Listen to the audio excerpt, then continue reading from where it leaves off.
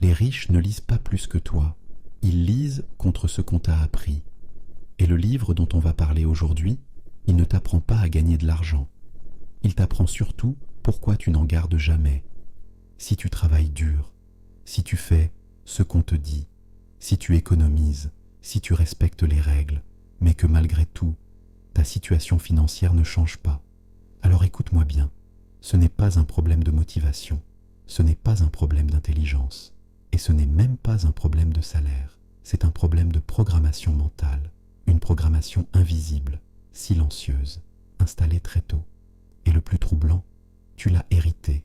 Aujourd'hui, je vais te montrer le livre que les riches comprennent instinctivement, et surtout pourquoi la majorité le lit, sans jamais voir le message réel. Le mythe à détruire.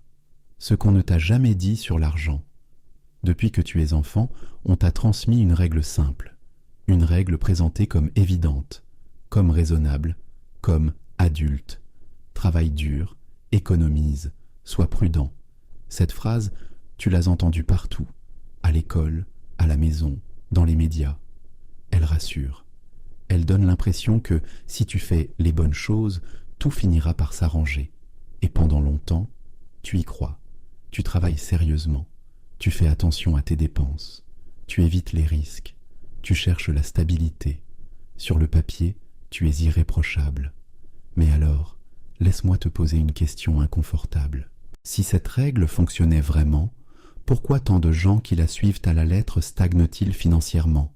Pourquoi autant de personnes responsables, disciplinées, travailleuses vivent-elles constamment avec la sensation d'être à l'étroit, pas pauvres, mais jamais libres? La vérité, c'est que cette règle n'est pas fausse, elle est incomplète. Elle t'apprend comment ne pas perdre, mais jamais comment gagner. Elle t'apprend comment éviter les erreurs visibles, mais jamais comment créer des opportunités invisibles. Elle t'apprend à protéger ce que tu as, mais jamais à construire ce que tu n'as pas encore. Et ce n'est pas un hasard, parce que cette règle a été conçue pour un monde précis, un monde où un diplôme garantissait un emploi garantissait un salaire garantissait une vie stable. Ce monde n'existe plus, mais la règle, elle, est restée. Alors, tu continues d'appliquer une logique ancienne à un système qui a changé, et c'est là que le piège se referme, parce qu'on ne t'a jamais appris à réfléchir en termes de levier, création de valeur, autonomie, système, actif. On t'a appris à être prudent, mais pas à être stratégique. Je me souviens très bien d'une période où je faisais exactement ce qu'on attendait de moi. Je travaillais, j'économisais, je refusais les opportunités incertaines. Tout le monde me disait « Tu es sérieux, tu fais les choses correctement ». Et pourtant, intérieurement, je sentais quelque chose d'étrange. Je n'avançais pas vraiment, je n'étais pas en danger, mais je n'étais jamais en contrôle non plus. C'est à ce moment-là que j'ai compris une chose essentielle. Cette règle m'empêchait de tomber, mais elle m'empêchait aussi de décoller. Et c'est exactement ce que ce livre va te forcer à voir. Le livre interdit, celui qu'on t'apprend à ne pas comprendre ce livre, n'est pas interdit par la loi. Tu peux l'acheter librement, tu peux le lire sans problème. Et pourtant, il est interdit culturellement, pas parce qu'il est dangereux, mais parce qu'il est dérangeant. Ce livre attaque de front 3 piliers sacrés que personne n'aime remettre en question. L'école, les parents, la société salariale. Pas en les insultant, pas en les ridiculisant, mais en révélant ce qu'ils ne disent jamais. Il ne t'explique pas comment gagner plus d'argent, il ne te promet pas une méthode miracle, il ne te vend pas de rêves rapides, il fait quelque chose de bien plus subversif. Il t'oblige à regarder comment tu penses l'argent, et ça, c'est dangereux. Parce que pendant toute ta vie, on t'a appris à voir l'argent comme une récompense pour ton effort, un salaire pour ton temps, une sécurité à protéger. Ce livre arrive et te dit « Non, ce n'est pas comme ça que le jeu fonctionne. » Il t'explique que ton salaire n'est pas une preuve de réussite, c'est juste une autorisation temporaire à consommer, que ton emploi n'est pas une sécurité, c'est une dépendance organisée, que ton compte bancaire ne reflète pas ton intelligence, mais la structure dans laquelle tu évolues. Et c'est exactement là que la majorité bloque. La plupart des lecteurs lisent ce livre comme un simple ouvrage de finance. Ils soulignent des phrases, ils hochent la tête, ils disent « intéressant ». Puis, ils referment le livre, sans jamais remettre en question leurs décisions quotidiennes. Les riches, eux, ne le lisent pas comme un livre. Ils le lisent comme un miroir brutal. Un miroir qui ne te dit pas ce que tu veux entendre, mais ce que tu fais réellement. Ils ne se demandent pas « Est-ce que je suis d'accord ?» Ils se demandent « Qu'est-ce que ce livre révèle sur ma manière de penser ?» Et c'est là toute la différence. La première fois que j'ai lu ce livre, je n'ai pas eu l'impression d'apprendre quelque chose de nouveau. J'ai eu l'impression qu'on m'enlevait quelque chose, une illusion. Je me suis surpris à défendre intérieurement certaines idées, la sécurité, la prudence, le bon chemin. Et c'est là que j'ai compris. Si un livre te met mal à l'aise, ce n'est pas parce qu'il a tort. C'est souvent parce qu'il touche une croyance que tu n'as jamais osé questionner. Ce livre ne cherche pas à te convaincre. Il cherche à te déprogrammer. Et c'est pour ça qu'il est interdit. Pas parce qu'il est dangereux pour la société, mais parce qu'il est dangereux pour tes anciennes certitudes. Principe numéro 1. Le revenu. Pourquoi gagner plus ne te rend pas plus riche? La majorité des gens partagent une croyance profondément ancrée. Gagner plus d'argent, être plus riche. Cette idée paraît logique, presque évidente. Si ton salaire augmente, ta vie devrait s'améliorer. Plus de confort, moins de stress, plus de liberté. Et pourtant, dans la réalité, ce raisonnement échoue bien plus souvent qu'on ne l'admet. Parce que les riches ne raisonnent pas en termes de montant gagné, ils raisonnent en termes de contrôle. La vraie question n'est pas « combien je gagne ?» La vraie question est « qu'est-ce que je contrôle vraiment ?» Prenons un exemple simple. 2 personnes gagnent exactement 3 000 € par mois. La première utilise cet argent pour améliorer son confort immédiat. Un meilleur appartement, une voiture plus récente, des abonnements, des loisirs, des plaisirs bien mérités. Rien de choquant, rien d'illogique. La seconde personne, avec le même revenu, fait un choix différent. Elle utilise une partie de cet argent pour acheter du levier. Des compétences qui restent, des actifs qui produisent, des relations qui ouvrent des portes, des systèmes qui fonctionnent même quand elles s'arrêtent. Même salaire. 2 trajectoires radicalement opposées. La première personne devient dépendante de son revenu. La seconde commence à s'en détacher. Et c'est ici que se situe la rupture mentale. Les riches ne cherchent pas d'abord à gagner plus. Ils cherchent à ne plus dépendre uniquement de ce qu'ils gagnent. Un salaire, aussi élevé soit-il, reste fragile. Il dépend d'un employeur, d'un marché, d'une économie, de règles qui peuvent changer du jour au lendemain. Un revenu élevé sans contrôle n'est pas une sécurité, c'est une illusion confortable. Je me souviens très bien du moment où j'ai compris cette différence. Je voyais des personnes autour de moi gagner plus que moi, parfois beaucoup plus. Mais malgré leurs revenus élevés, elles vivaient avec une pression constante. Peur de perdre leur poste, peur de décevoir, peur de voir leur niveau de vie s'effondrer. À l'inverse, j'ai rencontré des personnes qui gagnaient moins, mais qui contrôlaient quelque chose, un projet, une compétence rare, un système à eux. Et c'est là que j'ai compris. Le vrai luxe, ce n'est pas de gagner plus, c'est de ne pas être prisonnier de ce que tu gagnes. Ce principe est inconfortable, parce qu'il remet en cause une promesse rassurante, celle qu'un bon salaire suffit. Le livre ne te dit pas « quitte tout, prends des risques inconsidérés ». Il te dit quelque chose de bien plus subtil. Commence à transformer une partie de ton revenu en contrôle. C'est là que commence le vrai chemin vers la richesse. Principe numéro 2, la sécurité. Pourquoi ce qui te rassure aujourd'hui peut te fragiliser demain? La majorité des gens poursuivent un objectif qui paraît logique, presque universel. La sécurité, un CDI, un salaire régulier, une situation stable. On t'a appris que la sécurité était le sommet à atteindre, le signe que tu as réussi, que tu es tranquille. Mais les riches ne voient pas la sécurité de la même manière. Pour eux, la vraie question n'est pas « Est-ce que ma situation est stable aujourd'hui ?» La vraie question est « Est-ce que je peux m'adapter si tout s'effondre demain ?» Et cette différence change absolument tout. La sécurité que recherche la majorité est statique. Elle dépend d'un cadre précis. Un employeur, un contrat, une économie stable, des règles qui ne bougent pas. Le problème, le monde, lui, est instable par nature. Les industries disparaissent. Les métiers se transforment. Les technologies remplacent des emplois entiers. Les crises arrivent sans prévenir. Et quand ta sécurité dépend d'un seul pilier, ce pilier devient un point de fragilité. Les riches ont compris quelque chose de contre-intuitif. La vraie sécurité ne vient pas de la stabilité. Elle vient de la capacité d'adaptation. Ils ne cherchent pas à être protégés par le système. Ils cherchent à être capables de fonctionner en dehors du système. C'est pour ça qu'ils investissent autant dans des compétences transférables, une compréhension du monde réel, des réseaux humains solides, la capacité à apprendre vite. Parce qu'une compétence, ça ne se licencie pas. Une capacité d'apprentissage, ça ne disparaît pas. Une adaptabilité, ça se transporte partout.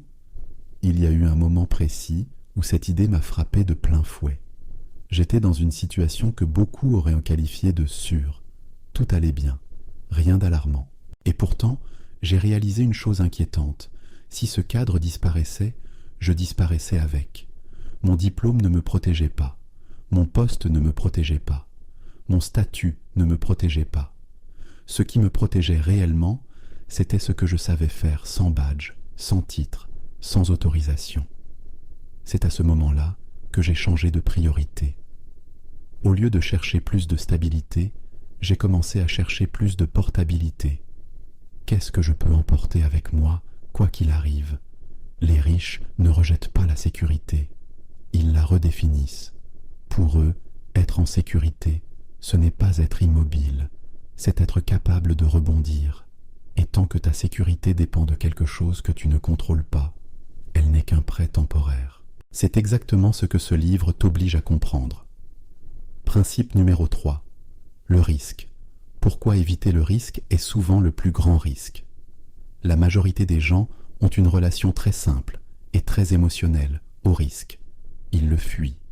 Depuis toujours, on t'a appris que le risque était dangereux, qu'il fallait l'éviter, le minimiser, le repousser le plus loin possible. Prendre un risque, dans l'imaginaire collectif, c'est être irresponsable, imprudent, inconscient. Alors la majorité fait tout pour rester dans des chemins balisés, des chemins déjà validés par d'autres, des chemins sûrs. Mais les riches ne se posent pas la même question. Ils ne demandent pas « est-ce que c'est risqué ?» Ils demandent « quel est le risque réel et est-ce que je peux l'absorber ?»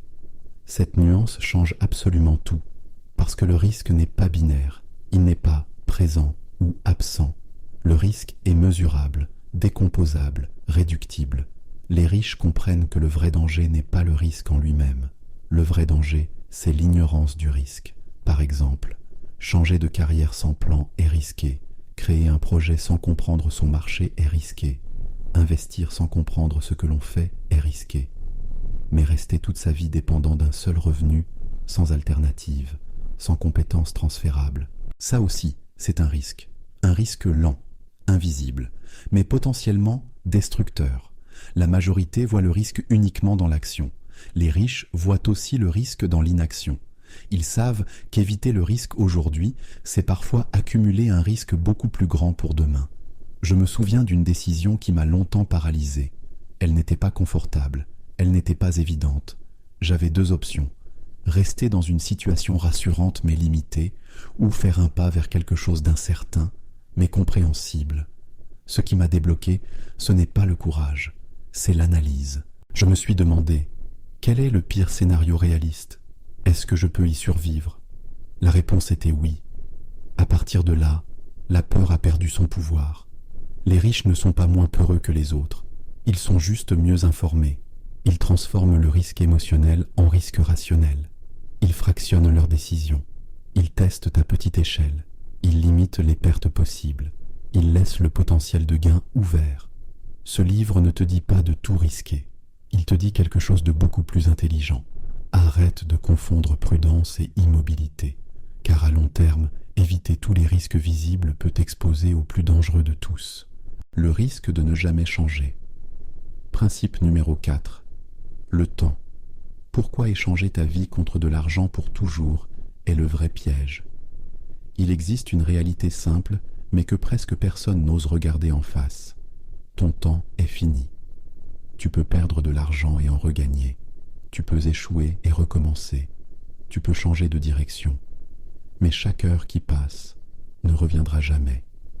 La majorité des gens acceptent pourtant un contrat implicite très dangereux, échanger son temps contre de l'argent, indéfiniment.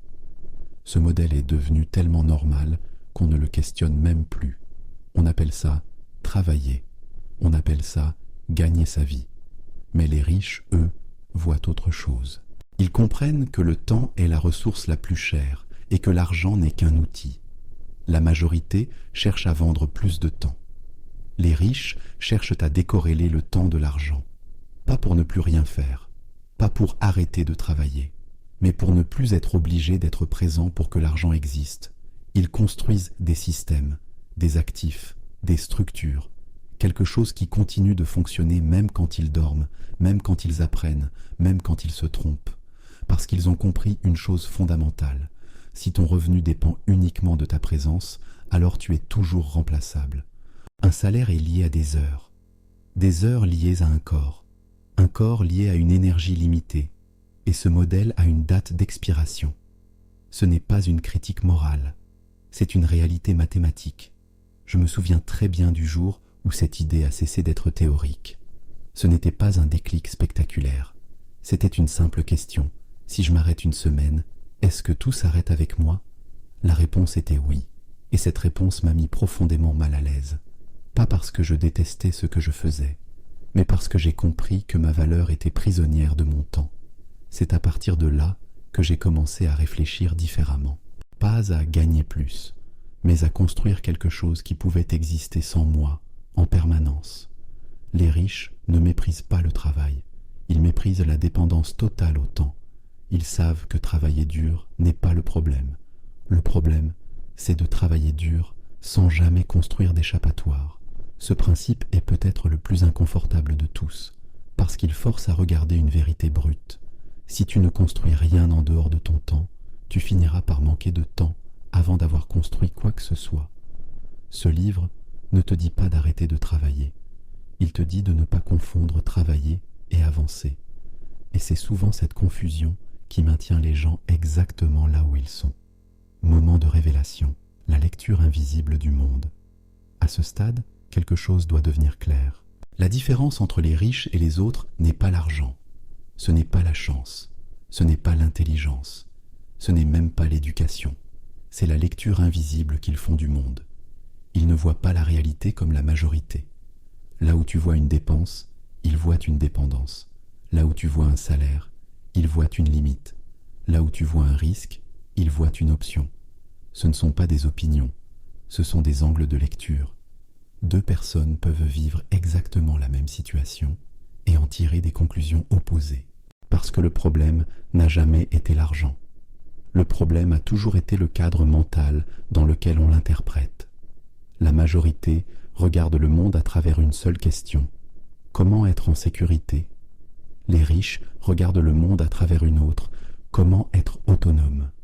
Et ce simple changement de question modifie toutes les décisions qui suivent. Chaque achat, chaque choix professionnel, chaque opportunité. Il y a eu un moment précis où cette lecture invisible s'est révélée à moi.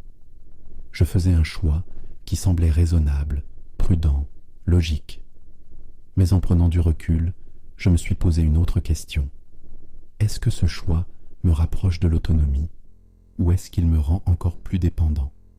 La réponse était évidente et inconfortable. C'est à ce moment-là que j'ai compris que je ne manquais pas d'argent, je manquais de clarté. Ce livre ne te donne pas des réponses toutes faites, il t'apprend à changer les questions que tu poses. Et quand les questions changent, les décisions changent. Puis la trajectoire entière. C'est ça, le vrai déclic. Pas un gain soudain, pas un miracle financier, mais une nouvelle manière de lire le monde, avant même d'y agir. Application immédiate, la question qui change tout. À partir d'aujourd'hui, tu n'as pas besoin de tout changer. Tu n'as pas besoin de prendre des décisions radicales. Tu n'as pas besoin de tout risquer. Tu as besoin d'une seule chose. Une nouvelle question.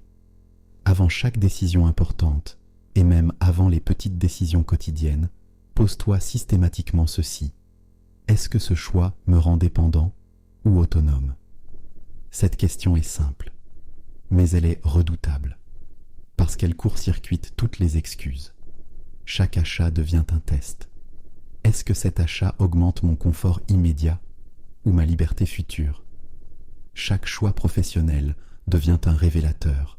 Est-ce que cette opportunité m'apprend quelque chose de transférable ou est-ce qu'elle me rend encore plus remplaçable? Chaque engagement devient un signal.